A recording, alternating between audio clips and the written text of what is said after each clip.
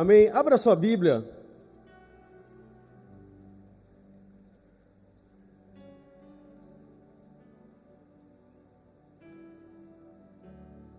Dois segundos. Abra sua Bíblia em 2 Samuel, capítulo 9. 2 Samuel, capítulo 9.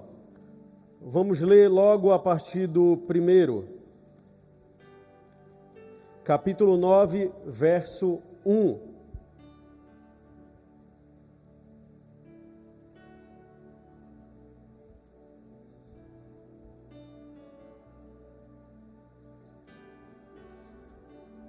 Diz assim, você que não achou pode acompanhar aqui. Disse Davi: resta ainda, porventura, alguém da casa de Saul para que eu use de bondade para com ele, por amor de Jonatas? Havia um servo na casa de Saul, cujo nome era Ziba, e chamaram-no que viesse a Davi. Perguntou-lhe o rei: és tu Ziba? Respondeu: eu mesmo, teu servo. Disse-lhe o rei: não há ainda alguém da casa de Saul para que eu use de bondade de Deus para com ele? Então Ziba respondeu ao rei: ainda há um filho de Jonatas, aleijado de ambos os pés. E onde está? Perguntou-lhe o rei. Ziba respondeu-lhe: está na casa de Maquir, filho de Amiel, em Lodebar. Amém? Coloque a mão no seu coração, vamos orar. Feche seus olhos. Senhor Jesus, nós cremos na Tua presença hoje nesse lugar, Deus. Eu creio que hoje nós temos uma noite de restauração, Deus, nesse lugar.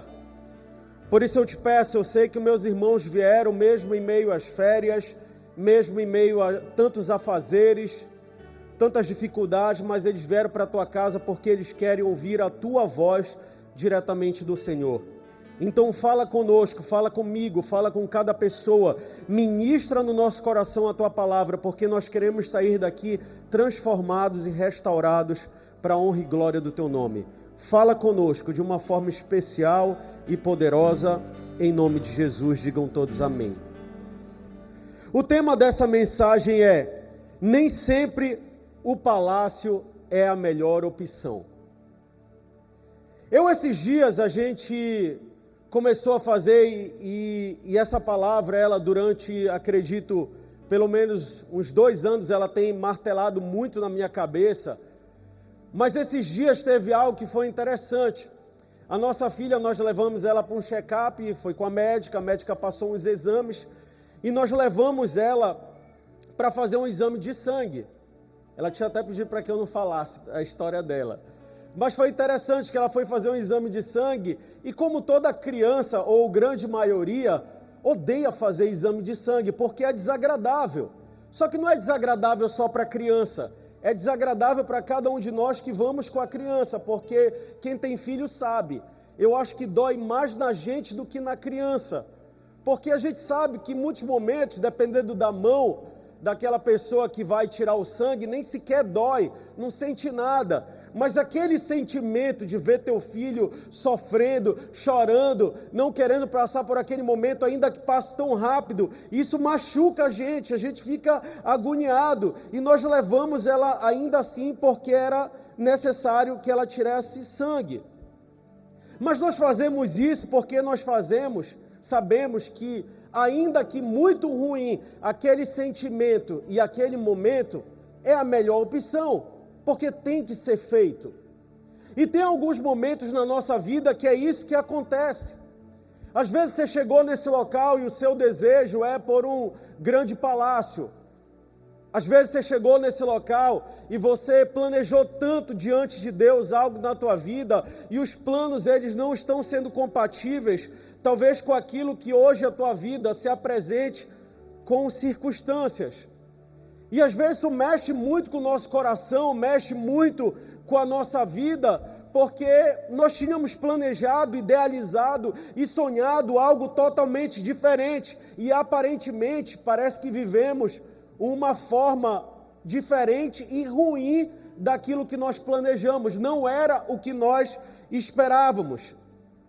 Por exemplo, tem gente que não queria estar aqui agora, você queria estar em Salinas, queria estar em Fortaleza, em Bragança, queria estar em São Paulo, queria estar viajando por aí pelo mundo, mas você está aqui hoje no local da restauração.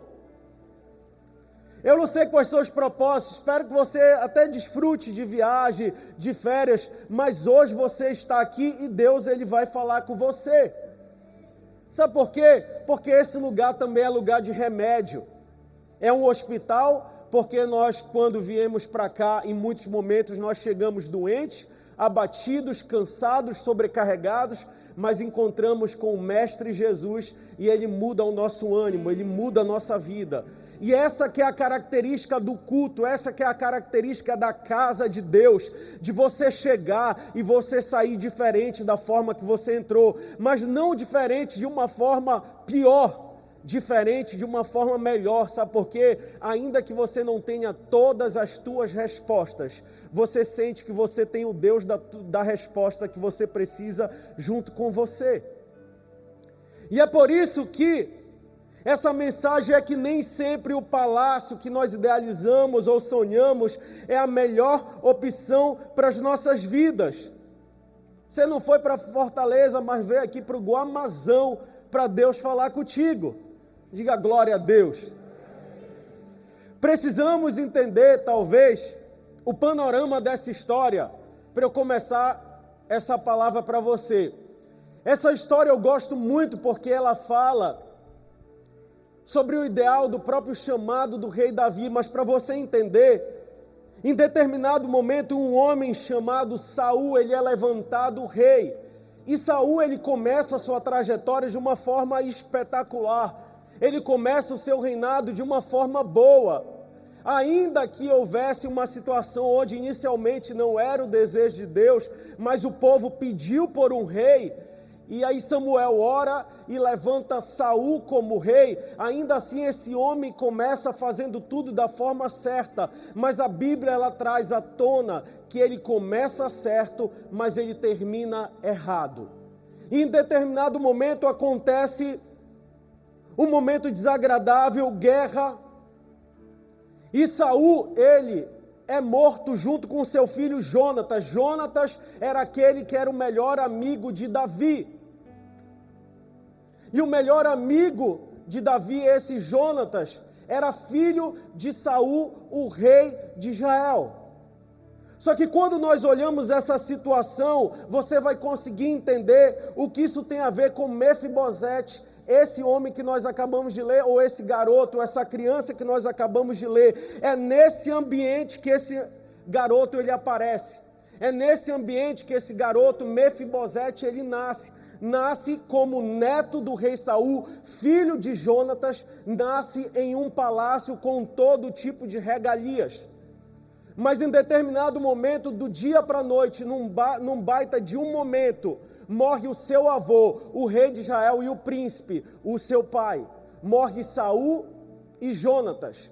E nesse momento a Bíblia diz que a sua ama, ou seja, uma espécie de criado, uma espécie de babá, a mulher que cuidava, uma cuidadora de Mefibosete, pega ele no colo e sai apressadamente daquele local. E quando ela sai apressadamente, Mefibosete ele cai. E quando ele cai, a Bíblia diz que ele fica aleijado de ambos os pés, porque ele quebra ambos os pés.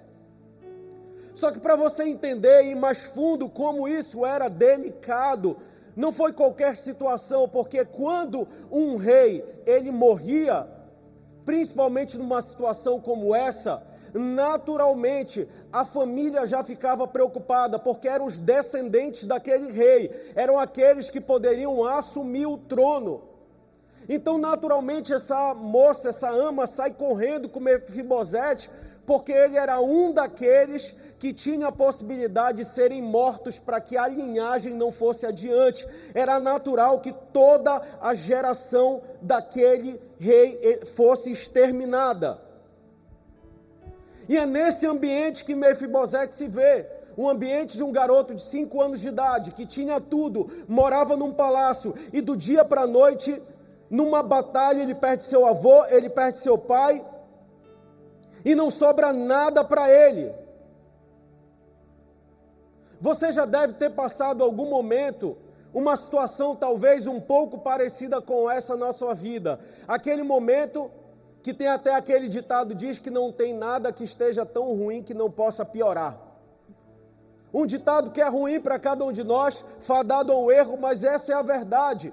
Às vezes nós olhamos para a nossa vida e você chegou aqui, está reclamando muito da sua vida e dizendo: Deus, eu não aguento mais, Deus, parece que cada dia é pior, e parece que quanto mais a gente fala, parece que mais as coisas pioram, mas Deus chamou para usar de efeito reverso, para você chegar aqui e declarar sobre a sua própria vida que virão tempos melhores. O ano só está na metade, meus irmãos. O ano chegou nessa metade, você chegou aqui vivo porque Deus foi fiel com você, comigo, com a minha família, com a sua família, com a sua casa, com o seu lar, com os seus filhos, com o teu casamento. Deus cuidou de você. Ah, mas não está da melhor forma. Pois é, mas está em tempo de restauração, está em tempo de tratamento, e é esse momento que Mefibosete se vê.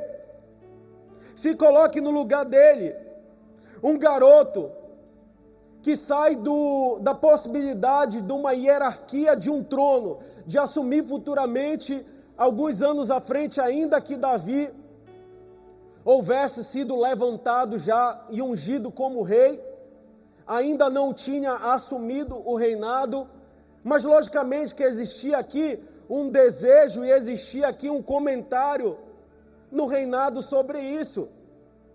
Então sai esse garoto com toda essa perspectiva, ou seja, o plano do palácio, eu tenho um plano de viver sempre nesse palácio, mas Deus me faz sair desse palácio e ir para outro local, o local que Ele vai me tratar.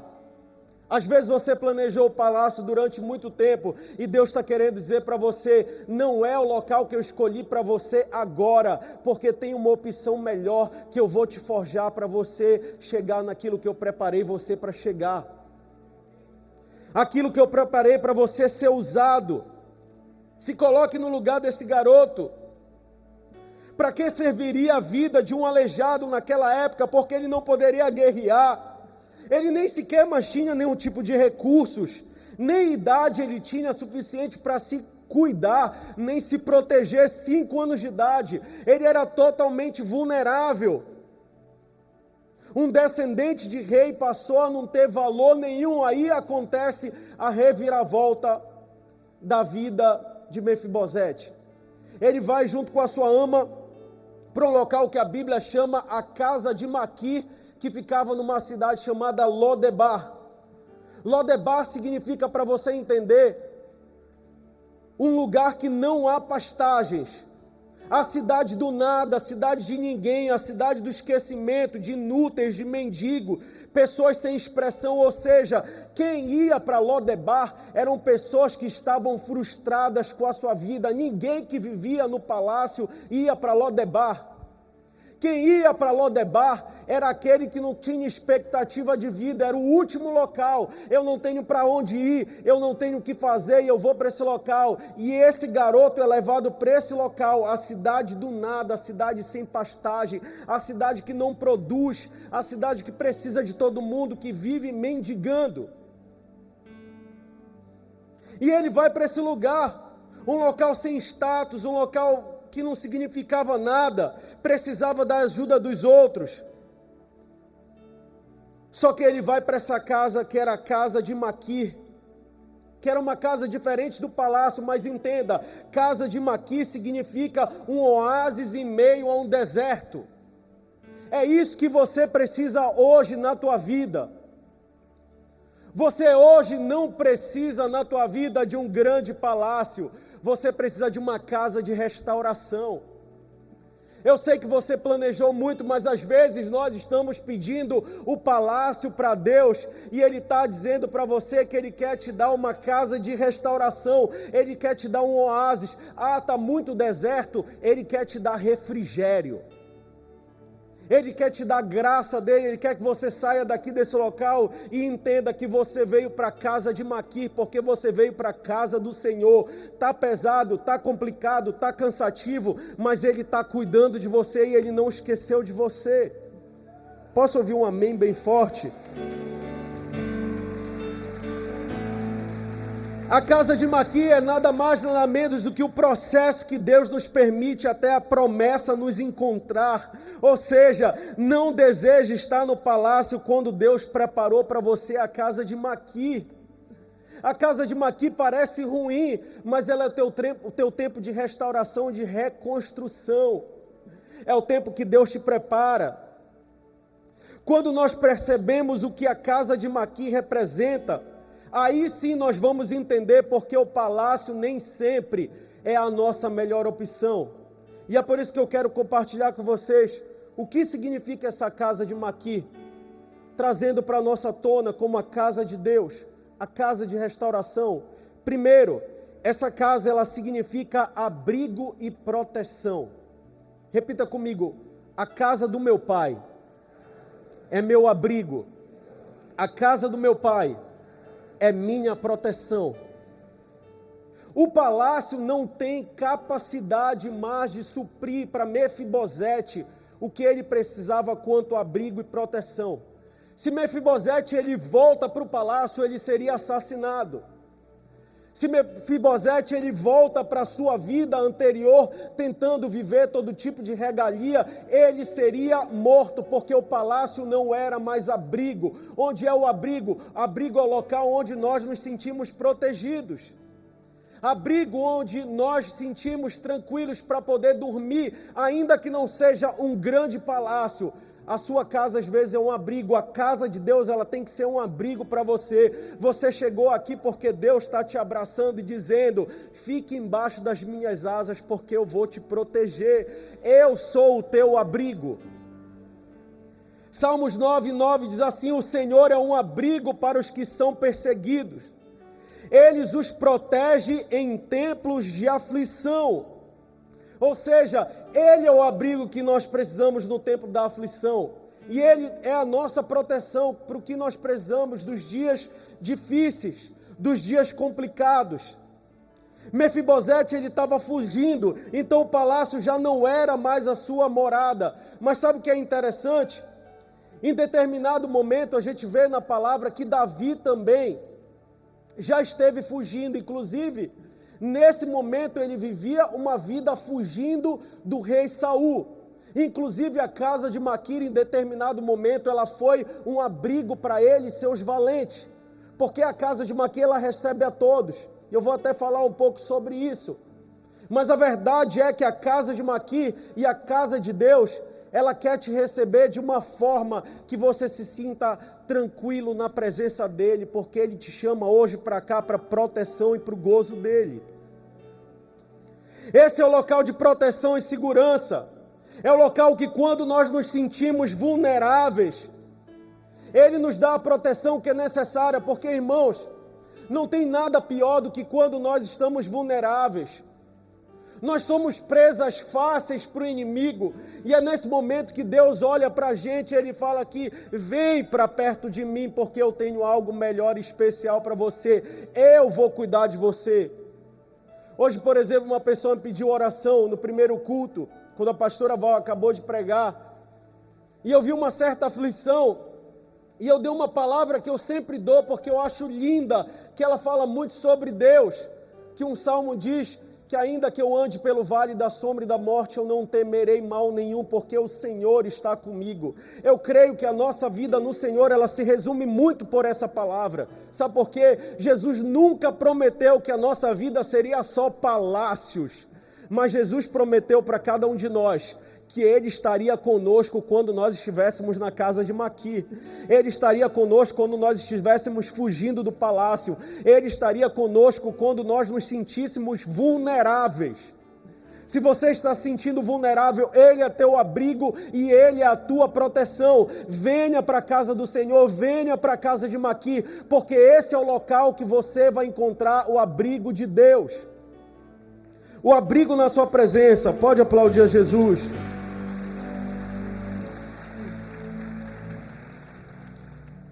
É quando Deus nos mostra que Ele quer nos cuidar. Não interessa, independente do local onde nós fomos parar, Deus estará lá para nos proteger. Olha o que diz o Salmos 91, verso 1, que é muito conhecido. O que habita no esconderijo do Altíssimo, à sombra do Onipotente descansará. Aquele que habita embaixo da proteção do Deus Altíssimo e Todo-Poderoso vai descansar. Sabe por quê? Se Deus está cuidando de você, você pode dormir. Por isso que a Bíblia diz, Salmo 127, que Ele dá aos seus amados enquanto eles dormem. Sabe o que significa isso? É quando eu descanso nele e digo, Deus, eu não consigo mais fazer, mas Tu és o meu abrigo e a minha proteção. Enquanto eu descanso no Senhor, Tu cuidas de mim. Enquanto eu descanso do Senhor, eu posso não estar num palácio, nem naquilo que ainda Tu preparaste para mim, mas eu tenho descanso no Senhor, porque o abrigo, ele representa um local que nós não temos o que queremos, mas nós temos o que precisamos, o que necessitamos. Hoje você pode não estar no palácio, mas esteja no abrigo de Deus.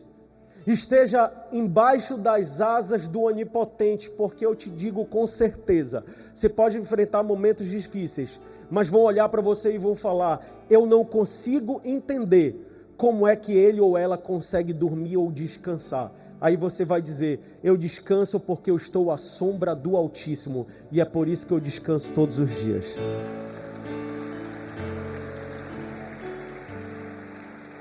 Número 2. Por que quando nós entendemos a representação da casa de Maqui, fica mais fácil de nós entendermos que o palácio não é a melhor opção? Porque o acolhimento e o alívio para todos está na casa de Maqui. Mateus capítulo 11, verso 28 diz assim, vinde a mim todos que estáis cansados e oprimidos, e eu vos aliviarei. Quando a Bíblia fala todos, ela está falando sobre a própria essência de Deus, que Deus não faz acepção de pessoas. É por isso que Davi, quando ele foi ungido rei pelo profeta Samuel, começaram a aparecer todos os irmãos. E o Davizinho era o último que estava lá no campo, cuidando das ovelhas, cuidando do pasto.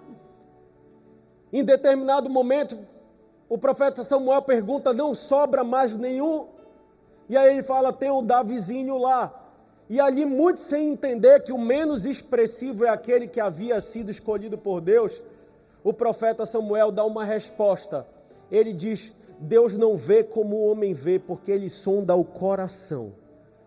Sabe por quê? O nosso Deus não está olhando o que está na nossa aparência.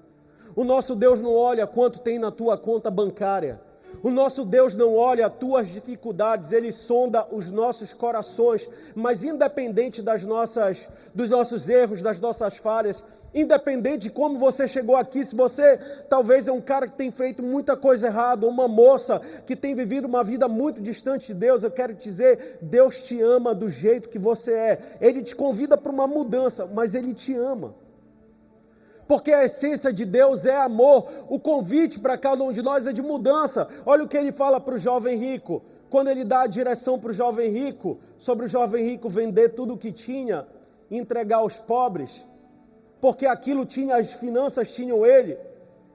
A Bíblia diz, uma palavra que para mim é especial, a Bíblia diz que Jesus o amou. Ele não respondeu à altura ao convite de Jesus, mas Jesus o amou. Ainda quando você não responde à altura ao convite que Jesus está te fazendo hoje, porque Ele está falando, vinde a mim todos que estáis cansados e oprimidos. Você está mal, está cansado, vem para Jesus, entrega tudo que você tem, entrega a sua vida, descansa nele, na sombra desse onipotente, mas ainda que você não faça isso, Ele te ama. Tem consequências para a nossa escolha? Tem. Mas Ele vai continuar te amando, sabe por quê? Ele ama a todos e o convite é a todos, porque Ele é acolhimento e alívio a todos. E essa casa, ela me chama a atenção, porque a Bíblia diz em 2 Samuel, capítulo 17, um pouco mais à frente, fala em determinado momento que chega Davi e os seus valentes naquele local, e aquela casa recebe também eles.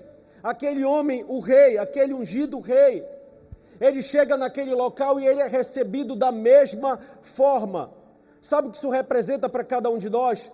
Não interessa as nossas características, a nossa sabedoria, o quanto nós somos importantes, talvez, na cidade, ou o quanto nós somos inexpressíveis ou vulneráveis. Deus, Ele está chamando cada um de nós para um relacionamento íntimo com Ele. Você veio hoje nessas férias aqui, não foi sem propósito. Você veio porque Deus quer restaurar a tua vida, independente do que você tem feito. O chamado é para todos, porque Ele é alívio, porque Ele é descanso, porque Ele é acolhimento para todos. Isso às vezes nós temos que mexer no nosso coração, porque nós que temos uma capacidade limitada de entender o que significa isso nas nossas vidas. Que o chamado de Deus é pela graça e não por mérito. Às vezes a gente olha para a nossa vida, e você talvez, e eu vou bater um pouco mais nessa tecla, porque talvez você chegou aqui e essa seja a sua realidade.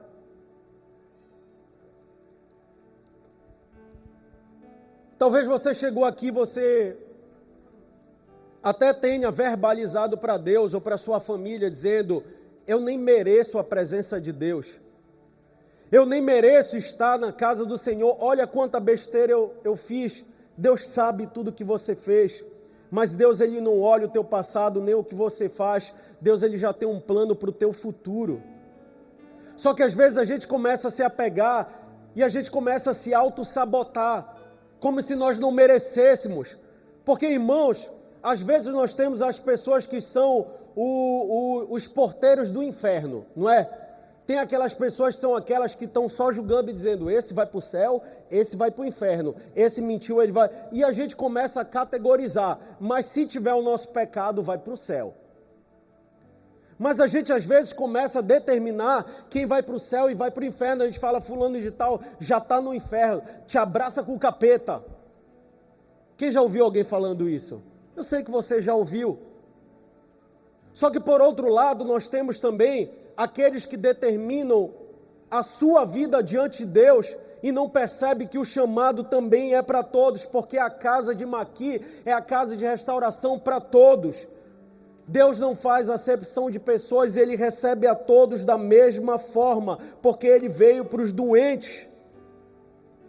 É a casa que representa a restauração no meio do nada, no meio dos inúteis, no meio de ninguém, mas que aponta para Deus dizendo: aqui há restauração, porque tem abrigo, porque tem acolhimento, porque tem presença do Senhor. Amém. Número 3. A casa de Maqui também representa tratamento amargo, mas necessário.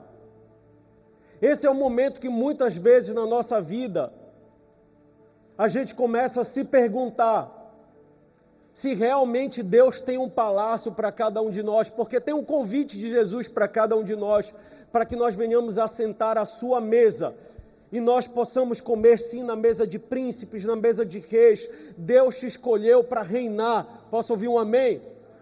Mas tem momentos que o palácio ainda não é a nossa melhor opção.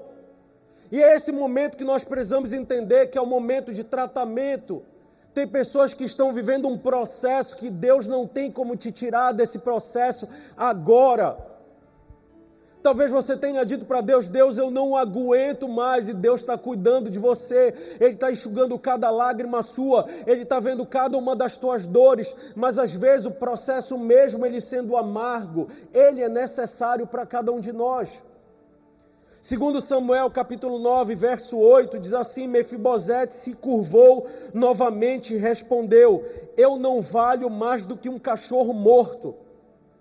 Porque o Senhor é tão bondoso comigo. Então o rei chamou a Ziba, o empregado de Saul, e lhe disse: eu estou devolvendo a Mefibosete, o neto do seu patrão, tudo que pertence a Saul e a sua família. Deixa eu tentar explicar essa história para vocês. Contei para vocês que Saul ele morre. Jonatas, pai de Mefibosete, filho de Saul, também morre. Até aqui entenderam? Só que Mefibosete ele vai para a casa de Maquir, e lá na casa de Maquir ele passa um tempo difícil, de provação, de dificuldade. Não era o palácio, era um local amargo, mas era um local de transformação e um local necessário. Só que em determinado momento isso se prova como necessário, porque ele chega à presença do rei Davi. Davi já não era mais só o ungido, Davi já era o rei sobre o povo de Deus. Só que Davi, ele age de benevolência, ele chega com Ziba, um dos servos de Saul, e diz assim: ainda resta alguém da casa de Saul, por amor que eu tinha ao meu amigo Jonatas, ainda resta alguém. Ele diz: resta um que é aleijado de ambos os pés, resta um que ele está lá na casa de Maqui padecendo, resta um que ele não tem nada, ele não tem posse nenhuma, e ele diz: então manda chamar que eu vou restituir tudo para ele. Só que tem algo especial aqui, que não está, e eu quero falar sobre a casa de Maquir e sobre a transformação, e não sobre a história da restituição em si de Mefibosete. Mas quando ele chega na presença do rei, entenda, ele nasceu num palácio, ele estava acostumado às pessoas se prostrarem a ele, agora ele se prostra perante ao rei Davi e se apresenta como um cachorro. Que isso? Se apresenta como alguém humilde. Quem sou eu para chegar na tua presença, ó meu rei? E isso toca o coração do rei Davi. Sabe o que isso mostra para muitos de nós hoje nessa noite? O que a Bíblia diz, que Deus resiste aos soberbos, mas Ele dá graça aos humildes. Sabe o que significa? Que Deus às vezes nos leva para a casa da restauração. Que às vezes você chegou aqui, você queria uma palavra profética, que eu levantasse a mão e te dissesse: olha, amanhã você vai acordar e vai cair 50 mil reais na tua conta bancária, e falasse: glória a Deus, aleluia, receba. Fala assim: receba, você recebe. Fala assim: recebo. Porque vai que cai. Vai que cai, né? Aí você diz: glória a Deus. É isso, glória a Deus é de quem recebeu R$2. Aquele R$2 é um presente misterioso, né? Mas a verdade é que, às vezes, a casa de restauração, ela não vem com um pacote maravilhoso e cinematográfico. Às vezes ela vem com um dedo bem no meio da nossa ferida, dizendo: muda, transforma, porque o que eu preparei para você fazer, não cabe mais esse pecado, não cabe mais essa guerra, não cabe mais essa vida. Muda, porque o palácio só é para aquele que tem condições de viver na casa de Maqui. Aquele que aprende na casa de Maquir a humildade está preparado para se dobrar perante a um rei e ter restituição daquilo que Deus quer para você.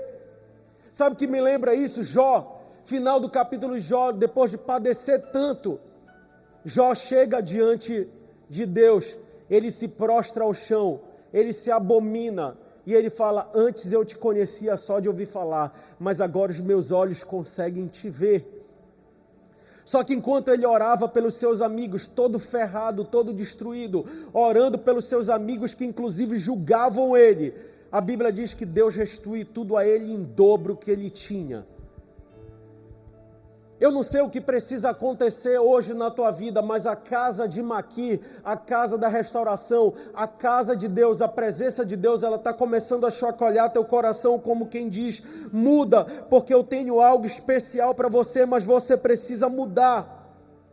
Sabe por quê? Lodebar, que era onde ficava a casa de Maqui, era um local de tratamento de caráter para Mefibosete.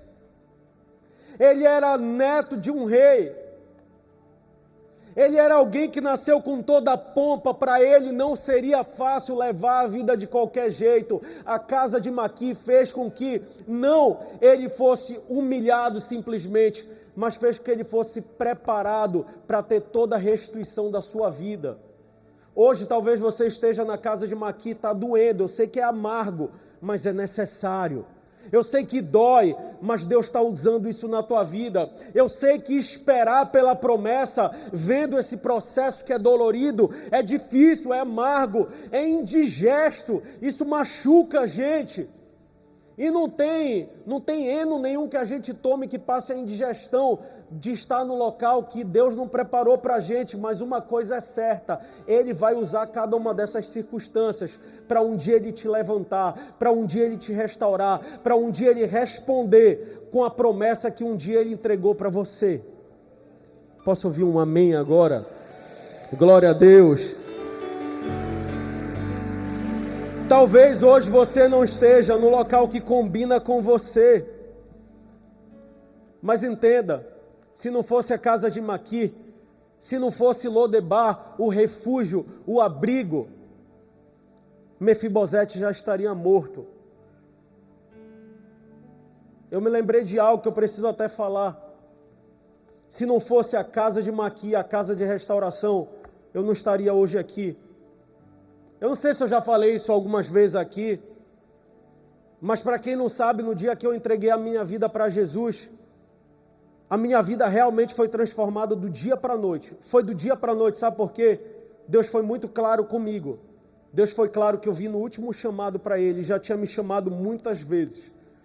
Eu já tinha sofrido todo tipo de acidentes, já tinha acontecido todo tipo de circunstâncias na minha vida, e um dia eu estava orando, quando eu entreguei minha vida para Ele, Deus falou muito claro e muito confirmado por muitas pessoas, e diretamente por Deus no meu coração: você veio no último chamado. E eu senti de Deus de hoje falar isso aqui nessa noite. Tem gente hoje que Deus está fazendo o último chamado.